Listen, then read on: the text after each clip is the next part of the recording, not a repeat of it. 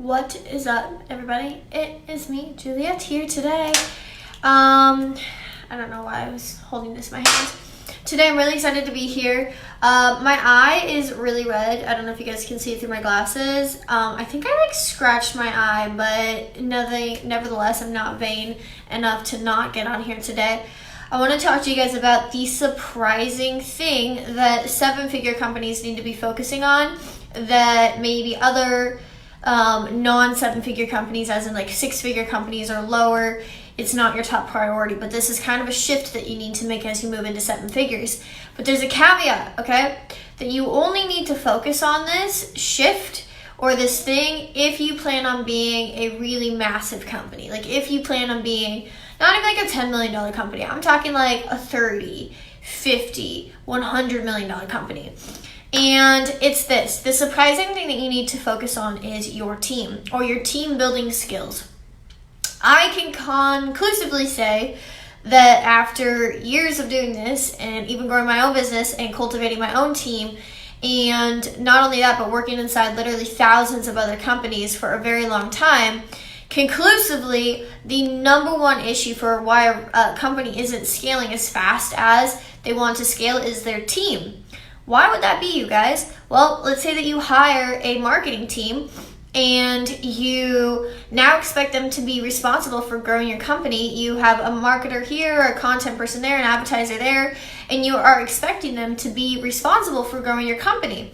But the issue pretty soon becomes, in a lot of industries, tech industries, medical industries, and so forth, is that the person that hired this marketing team, usually they themselves doesn't know anything about marketing.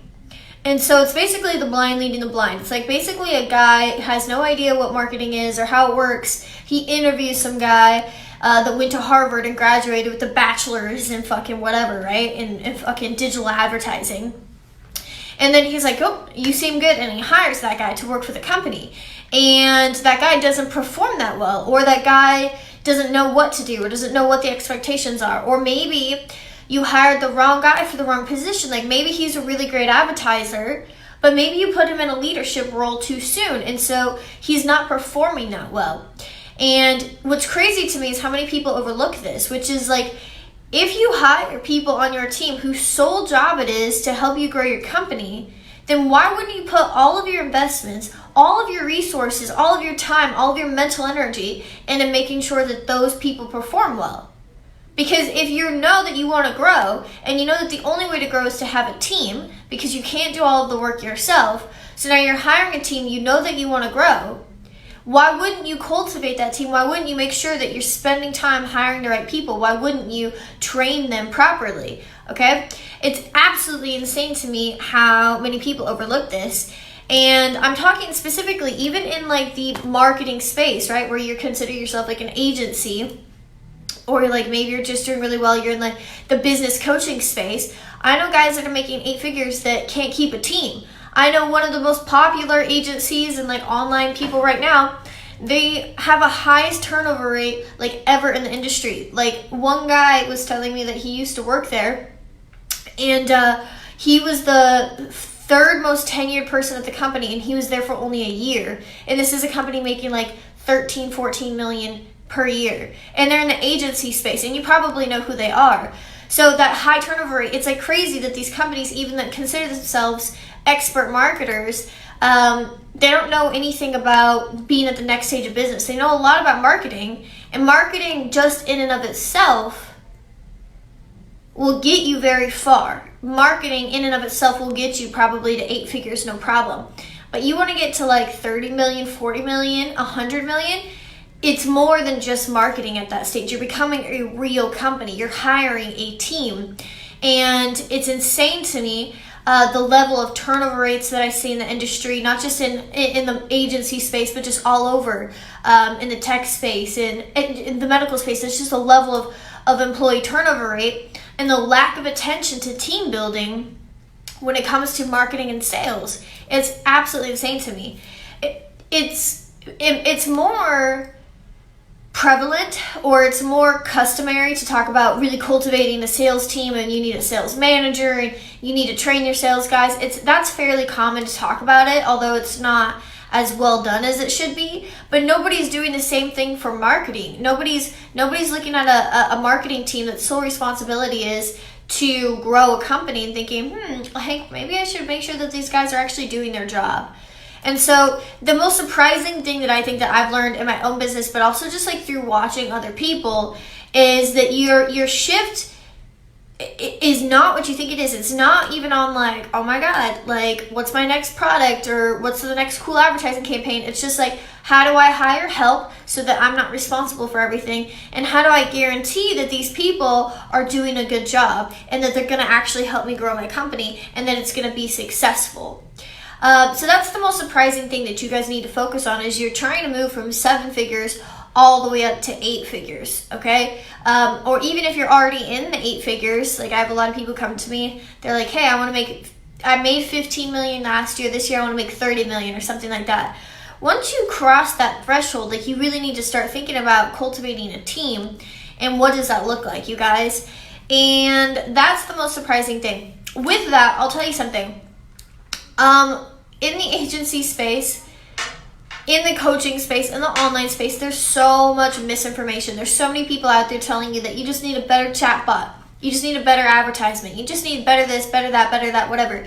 And I'm telling you something conclusively, which is that marketing will get you very far. If you have a foundation in marketing, it will get you all the way to 8 figures. But if you're talking a massive company, you're talking a massive company where you're not having to work it like literally every single day, you're going to need a team, and you're going to need a team that knows what the fuck they're doing. It's all about efficiency, you guys. It's the biggest shift that you're going to have to make. It's not like, oh, I'm coasting around at $5 million a year, and then now I just need better this, that, or whatever, because better this, that, or whatever will definitely help you. You'll probably be able to grow your revenue that way, but you're not going to be able to sustain your revenue, or you're not going to be able to sustain that level of growth. You're going to plateau at some point if you don't strategically start thinking about how to build a team and how to cultivate a team properly. It's the biggest thing. Also think about it this way, which is that you can be a one-man shop and get yourself probably to 7 figures. I don't know if I know anybody who's gotten to 8 figures completely by themselves. Right? You always at least have like one assistant or some sort of VA or a sales guy or a marketer or someone on your team. Like I don't know a single person, let me know if you guys do, a single person that was seeing just a one-man shop and got to 8 figures. Okay? So therefore, if you have people on your team and you're getting to 8 figures, and that's how everyone else did, is they had a team, and that team is responsible for growing your company so that you can focus on steering the ship and telling the company where you want it to go and living your best life, and you don't want to get burnt out. Don't you think that it would also be important to cultivate that team, invest your money back into that team, take your time with hiring people for that sole purpose, not just rushing into hiring people because you feel like you need help, like actually cultivating a true team. And let me tell you something, if you have a turnover rate where you're losing people like left and right, like all of the time, every couple months you're like losing somebody else, it tells me that you have something severely wrong with your company. It tells me that your leadership skills are lacking. It tells me that your visionary skills are lacking, because the employees are only a symptom of the leaders. Okay? If your employees aren't performing well, it's because you're not a good leader. If they are flooding out the gates, it's because you're not a good leader. So time to start really shifting your focus from being a one-man shop, grind it out, do all of the work all of the time. You know, they call it like the hustle or the grind. You're working 12-hour days, to learning how to be a leader. And that's the biggest difference, you guys. I want to share this information with you guys. It might not be revolutionary, it might not be sexy like a lot of you guys are used to me talking about. I get less views on these types of videos, I get less comments, I get less engagement.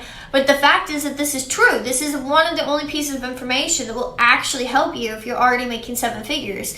It's absolutely insane that nobody else is really talking about this stuff. So I'm going to start talking about this now. Hopefully this video was informational for you guys. If you are making 7 figures and you're really struggling to build a team, or you're dealing with high turnover rates, or maybe you have a team but you're like, wow, I'm not really growing as fast as I want to grow, I would suggest looking into some leadership books. I would suggest really thinking about ways to cultivate your team and grow that skill set. That would be my best suggestion for you guys. And let me think. I know a lot of you guys were asking, well, that's the end of today's video. I know a lot of you guys were asking, how did our TSL Client Appreciation Weekend go? Well, it went so well that yesterday I had a call with a lot of our consulting clients and a lot of our mastermind clients, not mastermind, but mentorship clients. And nobody showed up because the weekend went so long and we partied so hard that people were like unable to show up even on Monday afterwards. So it was pretty intense. It was pretty crazy. Originally, I was thinking about doing 2 a year. However, our good friend and good consultant client, Paul Spurlock, suggested that we do it quarterly. So if you are an existing client of ours, consulting client, or you're thinking about coming on board, maybe that's a little extra incentive in the future, because we will be throwing these events quarterly, and I'm pretty sure it rocked everybody's world. So we did make it out alive. I appreciate everybody's support. If you guys have any questions about this topic today, feel free to comment on this video, and I will see you guys later.